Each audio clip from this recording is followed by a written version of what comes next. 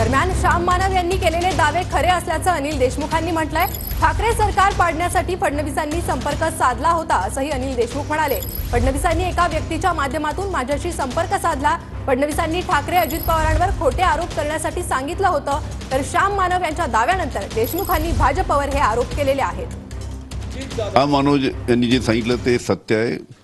3 वर्षापूर्वी जेव्हा उद्धव ठाकरे मुख्यमंत्री होते, अजित पवार उपमुख्यमंत्री होते, त्यावेळेस आमचं सरकार पाडण्यासाठी देवेंद्र फडणवीस यांनी माझ्याशी एका व्यक्तीच्या माध्यमातून संपर्क साधला। त्यानंतर त्यांनी माझ्याकडे एक ॲफिडेविट पाठवलं आणि ते ॲफिडेविट मला करून द्यायला सांगितलं। त्या ॲफिडेविटमध्ये मी उद्धव ठाकरेंवर आरोप करायचे, मी आदित्य ठाकरेवर आरोप करायचे, मी अजित पवारवर आरोप करायचे, मी अनिल परबवर आरोप करायचे।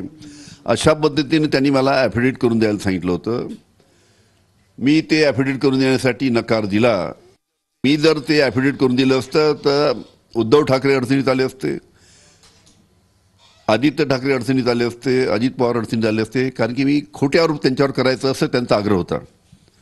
त्याच्यामुळे हे सर्व अडचणी आले असते। त्यामुळे मी सरळ सांगितलं की अनिल देशमुख कोणत्याही पद्धतीनं उद्धव ठाकरेवर खोटे आरोप करणार नाही, अनिल देशमुख कोणत्या पद्धतीनं आदित्य ठाकरेवर खोटे आरोप करणार नाही, अनिल देशमुख कोणत्या पद्धतीनं अजित पवारवर खोटे आरोप करणार नाही। अशा पद्धतीने मी ॲफिडेविट करून देण्यासाठी देवेंद्र फडणवीस यांना 3 वर्षापूर्वी नकार दिला। त्याच्यामुळे ईडी सीबीआयला समोर करून त्यांनी माझ्यावर कारवाई केली।